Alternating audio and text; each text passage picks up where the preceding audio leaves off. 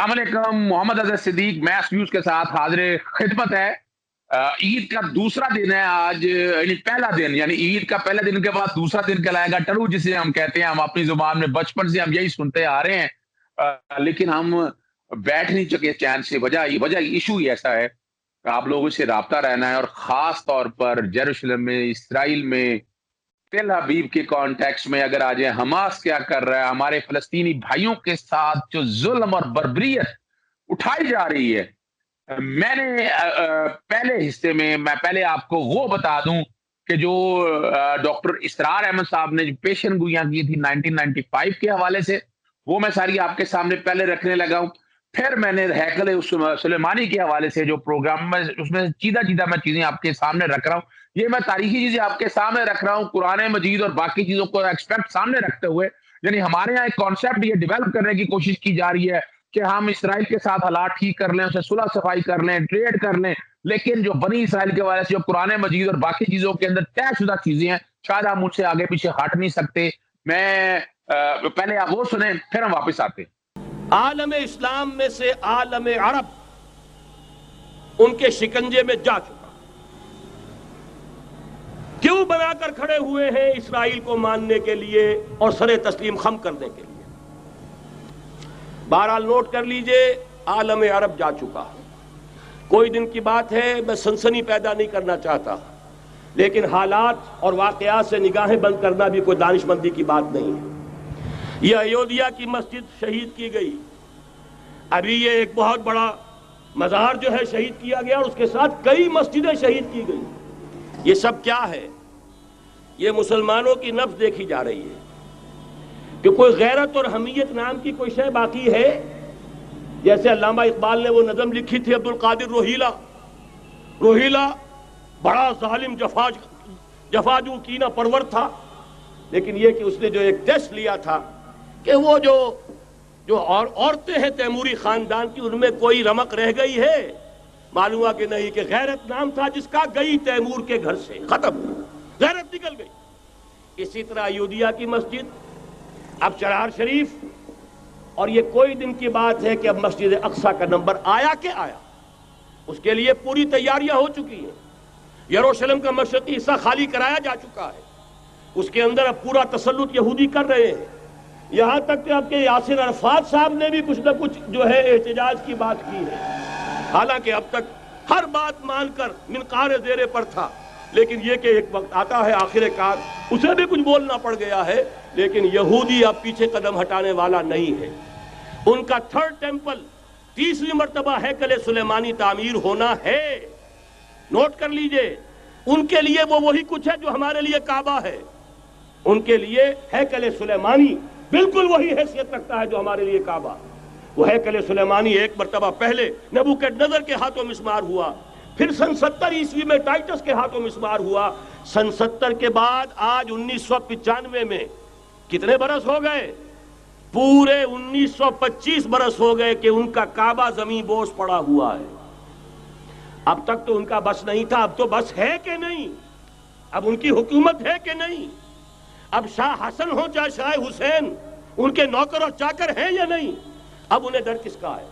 लिहाजा कोई दिन की बात है, मस्जिद अक्सा शहीद होगी और टेंपल की ताबीर शुरू होगी। कुरान कहता है बबांगे दोल, वमा अरसलनाका इल्ला काफ़्फ़तल लिन्नासि बशीरम व नज़ीरा। ऐ मोहम्मद सल्लल्लाहु अलैहि वसल्लम, हमने नहीं भेजा है आपको मगर पूरी नौ इंसानी के लिए बशीर और नज़ीर बनाकर। तो जान लीजिए कि ये मकसद बेसत मोहम्मदी सल्लल्लाहु अलैहि वसल्लम बतमाम कमाल उस वक्त पूरा होगा जब कुल आलम इंसानियत पर, कुल रूए अर्जी पर अल्लाह का दीन उसी तरह गालिब हो जाएगा जिस तरह कि मोहम्मद रसूलुल्लाह वल्लज़ीना माअहू सल्लल्लाहु अलैहि वसल्लम व रज़ियल्लाहु तआला अन्हुम अजमईन, उनके हाथों से, उनके ईसार से, उनकी कुर्बानियों से, जिनका नक्शा आपके सामने मौलाना खींच चुके हैं, उनके इसार, उनकी कुर्बानियां, उनकी मेहनत, उनकी जफाकशी, उनकी सरफरोशी, उनके जान तन मन धन लगा देने के नतीजे में जैसे उस वक्त गालिब हुआ था, कुल रूए अर्जी पर गालिब होगा, तब कहीं जाकर मकसद बेसत मोहम्मदी मुकम्मल होगा। यही वजह है इकबाल ने कहा था, वक्त फुर्सत है कहाँ, काम अभी बाकी है। नूर तौहीद का इत्माम अभी बाकी है, लेकिन साथ ही खुशखबरी भी दी थी, ये चमन मामूर होगा नगमे तौहीद से, आएगा वो दौर। अक्सर तारीखी हवालों में हमें हैकल सुलेमानी के बारे में सुनने को मिलता है, लेकिन इस बात का इल्म बहुत कम लोगों को है कि हैकल सुलेमानी क्या है और उसके असल हकायक क्या हैं। मुसलमानों, ईसाइयों और यहूदियों में हैकल सुलेमानी की मौजूदगी को तस्लीम किया जाता है। हैकल सुलेमानी की मुकम्मल तारीख की तरफ जाने से पहले तारीख के कुछ ऐसे पहलुओं पर भी बात करना जरूरी है जो हैकल सुलेमानी से जुड़े हैं। नाज़रीन, हैकल सुलेमानी यहूदियों के नजदीक मुकद्दस तरीन मकाम है। यहाँ जो बात काबिल गौर और अहम है वो ये है कि यहूदी सईदना इब्राहीम अलैहिस्सलाम की पहली बीवी हजरत सारा अलैहिस्सलाम के बेटे सईदना इसहाक अलैहिस्सलाम की औलाद में से हैं, जबकि मुसलमान हजरत इब्राहीम अलैहिस्सलाम की दूसरी बीवी हजरत हाजरा अलैहिस्सलाम के बेटे सईदना इस्माइल अलैहिस्सलाम की औलाद में से हैं। जब इस्माइल अलैहिस्सलाम की वालिदा जनाबे हजरत बीबी हाजरा अलैहिस्सलाम को सईदना इब्राहीम अलैहिस्सलाम अल्लाह ताला के हुक्म पर एक बेआबाद इलाके में छोड़ आए थे, जिसे अब मक्का मुकरमा कहते हैं। यहाँ सईदना इस्माइल अलैहिस्सलाम ने हजरत इब्राहीम अलैहिस्सलाम के साथ मिलकर खाना काबा की तामीर की, जो आप अलैहिस्सलाम के लिए बड़े एजाज की बात है। यहूदी हजरत इस्माइल अलैहिस्सलाम और उनकी वालदा की बेहद तौहीन करते हैं और इसी वजह से यहूदियों को आज तक ये बात हजम नहीं हो रही। वो ये समझते हैं कि ये कैसे हो सकता है कि अल्लाह की बेहद लाडली कौम होने के बावजूद उनको खाना काबा की तरफ रुख करके इबादत करनी पड़े, जैसे हजरत इस्माइल अलैहिस्सलाम ने तामीर किया है।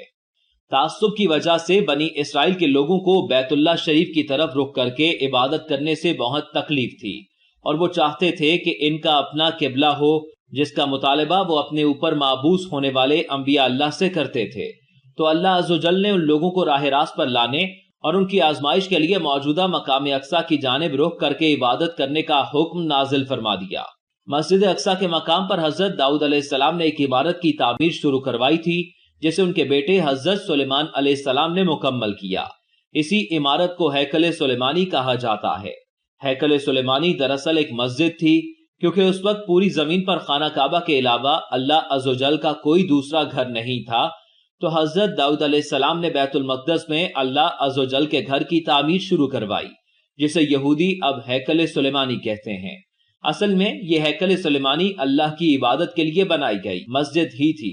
जी, आपने वो सारी पोजीशन सारी देख ली है, सारी पोजीशन मैंने आपके सामने रख दी है और आपको अब चीजें समझ में आ गई होंगी। लेकिन जरा हम इनसे हट के अब जो इस वक्त इंटरनेशनल सिनेरियो क्या लग रहा है, एकदम ये काम ऐसे नहीं हुआ। अगर हम थोड़ा सा चेन ऑफ इवेंट देखें, फ्रांस वाला मामले में अगर हम देखें और उसके बाद ये सेकंड इवेंट हम देखें, कहीं ना कहीं इनकी कड़ियां आपस में मिलती हैं। बगैर चीजों को आगे बढ़ाए पहले ही टाइम में आपका काफी इन चीजों की तरफ मैंने ले लिया है।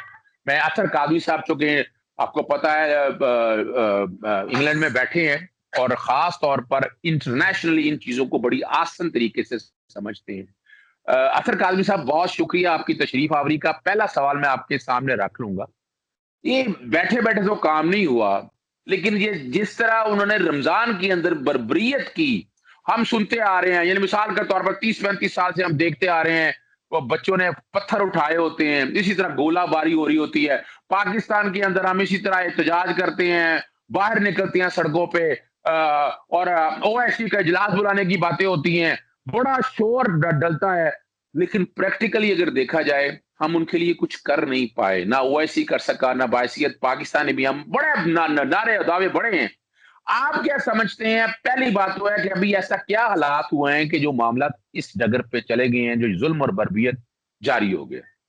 देखिए, इसमें थोड़ा सा तो एक इसका बैकग्राउंड है। इस वक्त पता है आपको, यरूशलेम में, ईस्ट यरूशलेम में जो फलस्तीनियों को उनके घरों से निकाला जा रहा है, और इसके अंदर भी जो पूरा उनका निज़ाम अदल है, जिसको वो निज़ाम अदल कहते हैं, इसराइल वाले कोर्ट सिस्टम के जरिए, वहां की जो हाई कोर्ट है उसका फैसला इसी हफ्ते आना था। अब उन लोगों ने रोक लिया फैसले को, इसलिए कि कुछ फलस्तीनी लोगों को उनके घरों से निकाला जा रहा है। और ये कोई पहली दफा नहीं हुआ। जब इस तरह की कोई चीज हाईलाइट होती है तो अजहर साहब हमें सामने नजर आता है, लेकिन ये जुल्म, یہ ڈوئل جسٹس سسٹم، وہاں پہ لوگوں کے ساتھ روز تعصب، وہاں پہ لوگوں کی روز وہاں پہ ان کی بےزتی کرنا، ان کے اوپر ظلم کرنا، یہ روز جاری ہے، روز ہو رہا ہے. یہ تو کچھ دفعہ کوئی ایسا واقعہ ہو جاتا ہے کہ ایک دم سے چیزیں کھل کے سامنے آ جاتی ہیں. اب یہاں پہ یہ کہہ رہے ہیں کہ وہاں پہ جب یہ واقعہ ہوا مسجد اقصی میں، اس کی وجہ سے چیزوں کو تھوڑا سا جو ہے وہ زیادہ ایک دم سے چیزیں جسے کہہ سکتے ہیں کہ ہاٹ ہوئیں، اور ایک دم سے لوگوں نے پروٹیسٹ وغیرہ کرنا شروع کر دیا. تو شاید وہاں پہ کوئی غلطی ہو گئی. کیا دنیا میں کسی کو نہیں پتا کہ مسجد اقصی کی مسلمانوں کے لیے کیا اہمیت ہے؟ اور وہ لوگ جنہوں نے اس کے اوپر قبضہ کیا ہوا ہے ان کو نہیں پتا کہ اس کی کیا اہمیت ہے؟ تو وہاں پہ اندر آنا، وہاں پہ اندر آ کے سٹنٹ گرنیڈ پھینکنا، وہاں پہ آ کے لوگوں کو تشدد کرنا، ان کو نہیں پتا تھا اس کا کیا رسپانس آئے گا. تو یہ تو ایک سوچی سمجھی سازش کے تحت وہاں پہ یہ کیا گیا تاکہ اس کا رسپانس آئے. اور اس کا ایک دوسری جو سائیڈ ہے وہ اس کی پولیٹیکل سائیڈ ہے.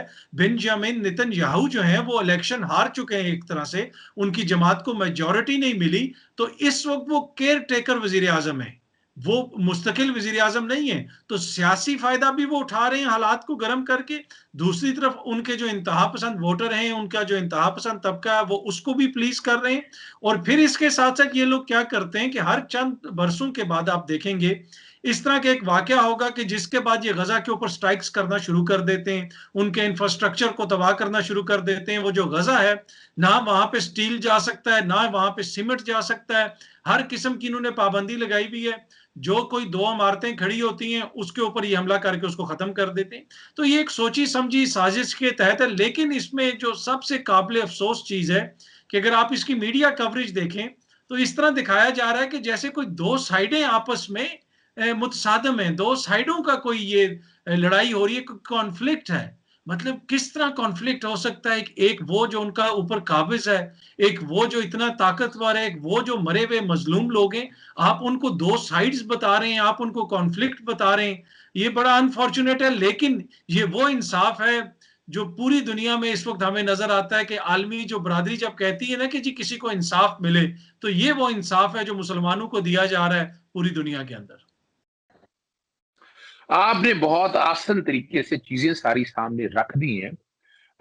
کیا بحثیت مسلمان ممالک جتنا بھی ہے او آئی سی کا رول ہم دیکھ رہے ہیں ایک طرح سے ریٹرنڈنٹ ہو گیا.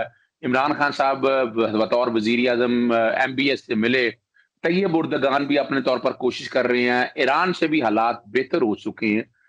ہم نہیں سمجھ، اور یو این او کا کردار آپ کے سامنے ہے کہ یو این او بھی اس طرح ایکٹیولی رول نہ تو کشمیر میں پلے کر پایا مسلمانوں کے ساتھ ہونے والے ظلم و ستم کو روکنے کے لیے، نہ یروشلم کے حوالے سے.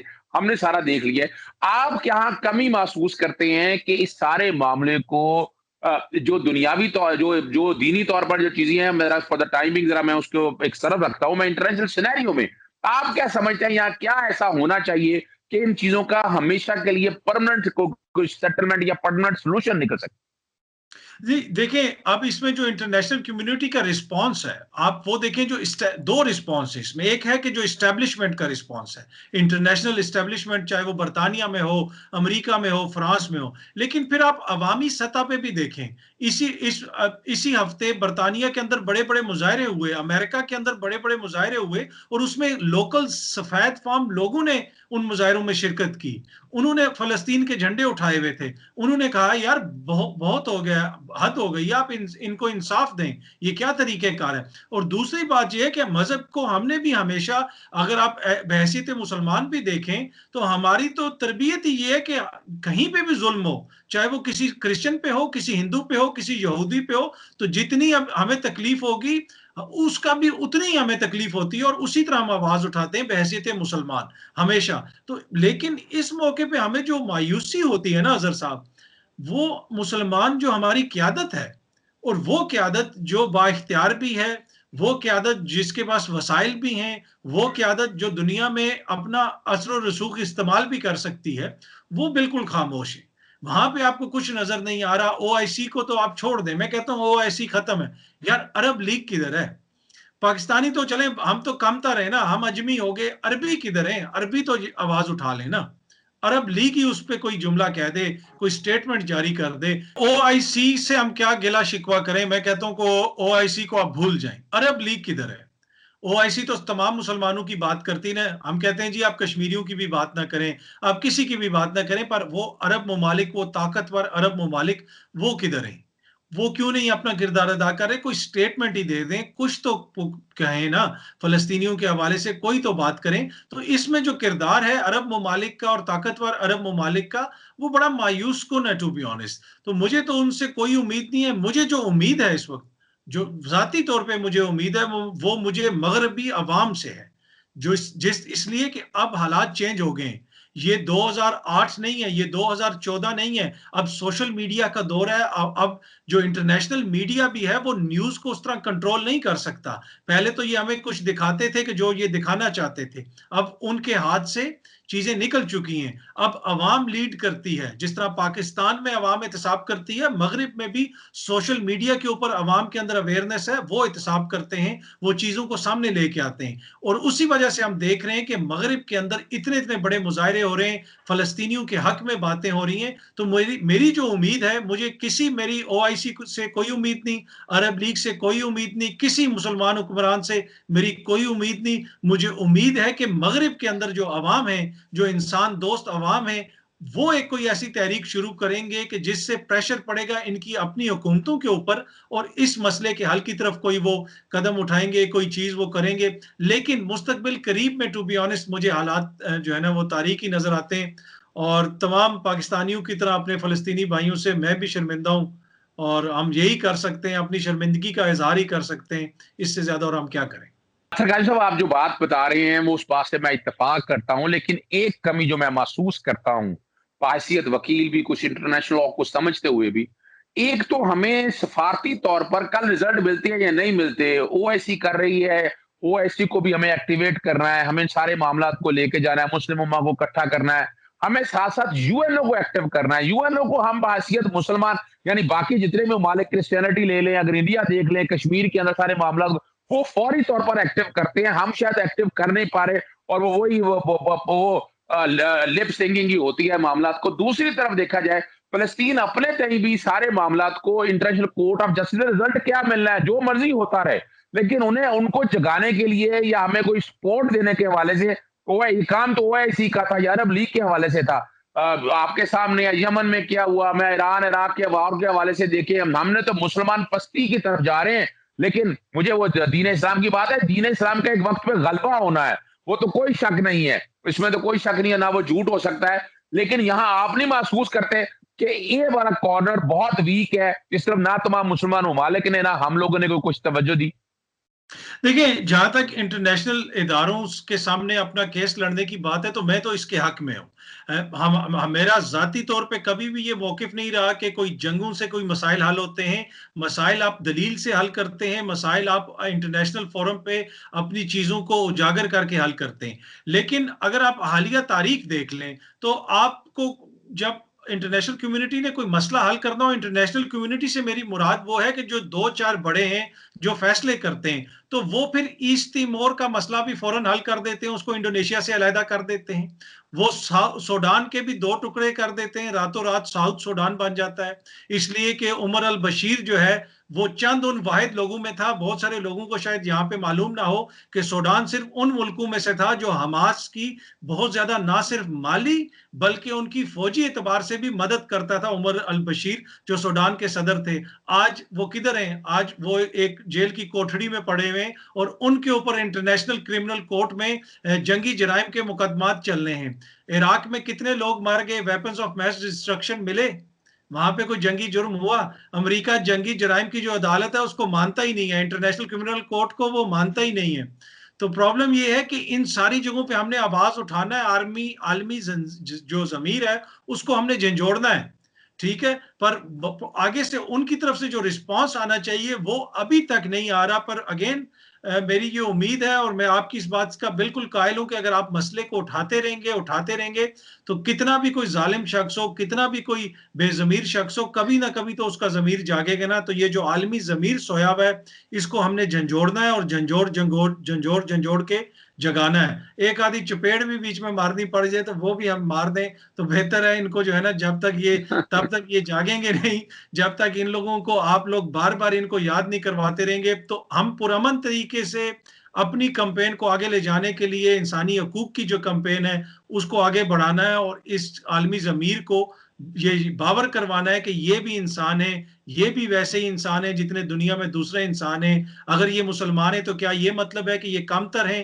ان پہ ظلم کرتے جاؤ؟ خدارا بہت ہو گیا ہے، ان کو بھی انصاف دو. بہت شکریہ آصر کاظم صاحب. دیکھیں یہ جنرل باتیں جو ہے نا یہ نہ مین میڈیا سٹریم میں آئی ہیں نہ ہمارے پاکستان کے اندر. دیکھیں انہوں نے اس بات کو اس طرح اجاگر نہیں کیا. ہم وہ چھوٹی موٹی چیزوں پہ پولیٹیکل پروگرام کرتے رہتے ہیں، ضرورتیں سے ہمر کی تھی اور آپ نے بہت خوبصورت طریقے سے، میں نے بہت سے تجزیے سنے ہیں چیزوں کو، لیکن آپ نے جس طرح چیزیں ایکسپلین کی ہیں میرے ناظرین وہی سننا چاہتے تھے تاکہ اس مسئلے کا حل نکل سکے.